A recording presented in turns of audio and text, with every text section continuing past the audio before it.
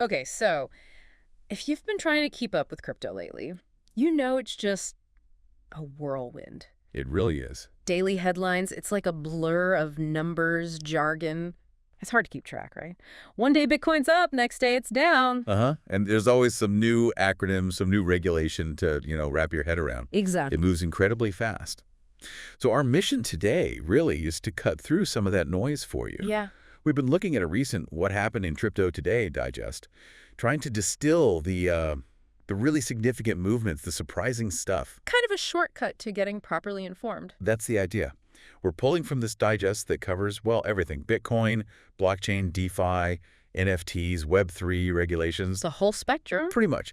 And what we found are some genuinely fascinating stories today. Yeah, like what?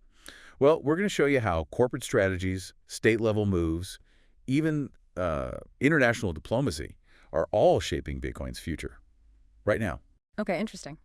It definitely feels like Bitcoin's moving beyond just, individual investors. Yeah, it really is. It's stepping into the mainstream of finance, Right. governance. It's compelling stuff. All right, so where should we start? Corporate side. Let's do it. Let's kick things off with the corporate players.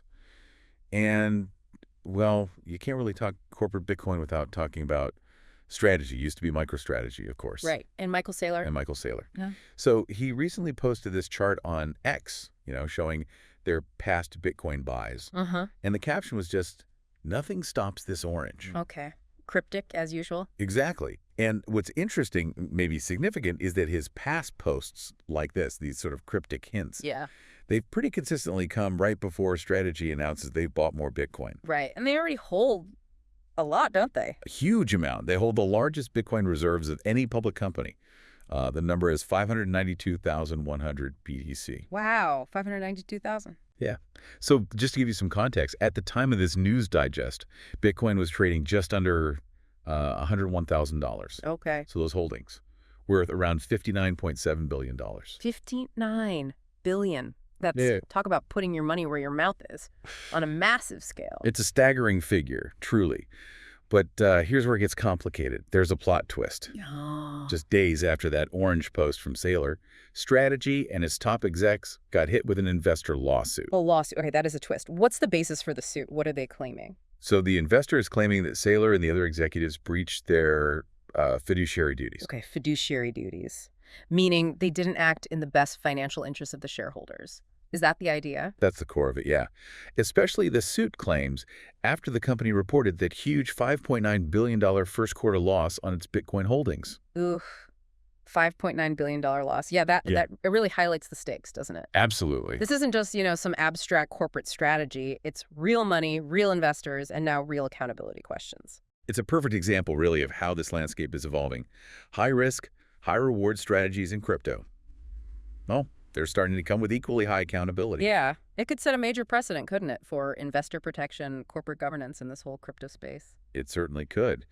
It shines a light on the scrutiny, the potential legal blowback for these kinds of unconventional financial strategies. Mm-hmm. What does prudent management even mean when your whole strategy is built on something as volatile as Bitcoin? This case might help define that. Okay, so from corporate boardrooms and lawsuits, let's shift gears. Yeah. You mentioned state-level initiatives. Yeah, moving from corporations to governments, Yeah, right. specifically Texas. Texas, okay. Governor Greg Abbott just signed Senate Bill 21, SB 21, into law.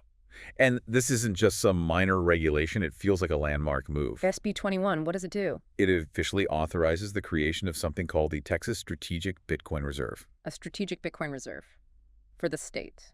Exactly. It's a state-managed fund specifically to hold Bitcoin as part of Texas's long-term financial assets. And crucially, it operates independently from the general state treasury system. Okay, so it's separate. What's the stated goal? Why create this dedicated reserve? Well, according to the bill itself, the main objectives are, 1, to strengthen the state's financial resilience, and 2, to potentially serve as a hedge against inflation. Interesting. A state hedging with Bitcoin. Right. And there's another really critical detail here for you to know. The eligibility criteria for assets to be included in this reserve are super strict. How so? Only assets with a market capitalization over $500 billion are eligible. Over $500 billion. Okay. So what does that mean in practice? Which assets actually qualify? Well, right now, Only Bitcoin. BTC is the only asset currently meeting that threshold. So effectively, it's a Texas strategic Bitcoin reserve, full stop, for now anyway. Pretty much, yeah. And they're setting up governance, too. It'll be administered by the Texas Comptroller of Public Accounts and guided by an advisory committee. 3 crypto investment professionals. So they're bringing in expertise. This feels, well, pretty significant. A major U.S. state formally integrating Bitcoin into its long-term financial strategy. It really is. It's more than just a financial hedge.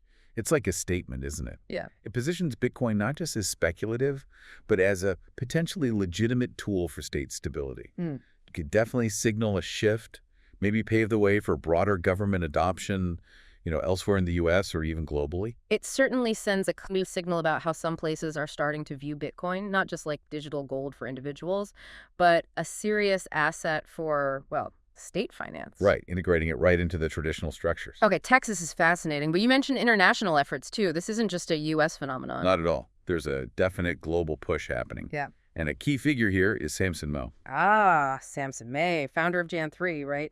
Known for pushing nation-state adoption. That's him. And he's explicitly stated his goal now is to ramp up Bitcoin nation-state adoption, specifically across Europe. Europe.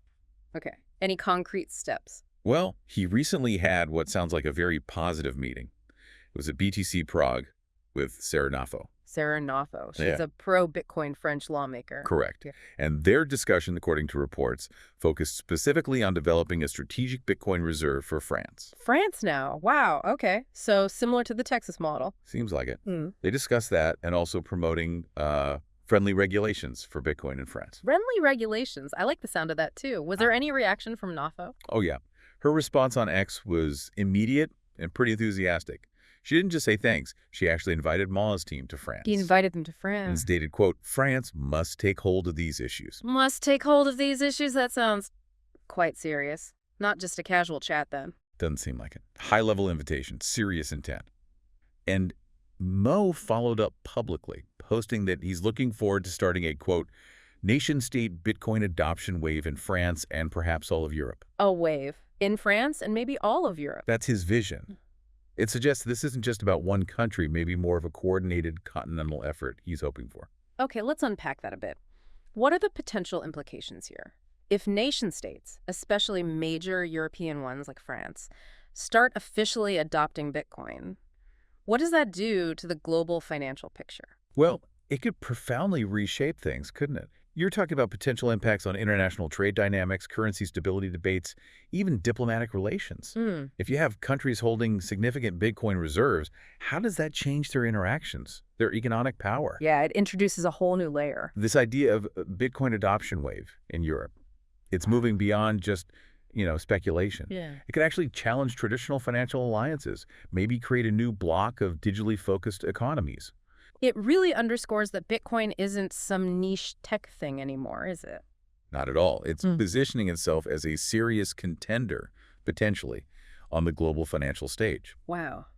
Okay, this has been quite a journey today. It really covers a lot of ground, doesn't it? Absolutely. We went from, corporate giants like strategy juggling, massive Bitcoin holdings, and facing lawsuits. The volatility and accountability piece. To a major U.S. state, Texas, actually building a strategic reserve for Bitcoin. Pioneering that state-level integration. And then all the way across the Atlantic, looking at this push for nation-state adoption in Europe, starting potentially with France. Yeah.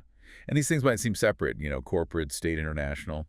But they actually paint a really vivid picture when you put them together. How so? Well, it's a picture of Bitcoin's evolving role, isn't it? It's clearly moving from the fringes, maybe, into the mainstream of corporate finance, government strategy, even international relations. Yeah, it feels less like a question of if Bitcoin will be relevant now and more about how it's going to integrate and, reshape the financial world we know. Exactly. The integration seems to be happening. So thinking about all this, as more of these big established institutions, corporations, states, maybe even nations start to, as Nafo put it, take hold of these issues, here's something for you, the listener, to think about.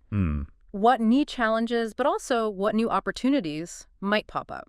Thinking about stability, accessibility, even the ultimate purpose of decentralized assets like Bitcoin, especially on this global stage. That's a great question to ponder. Because the answers, well, they're still unfolding, aren't they? We're watching Yeah. it happen in real time.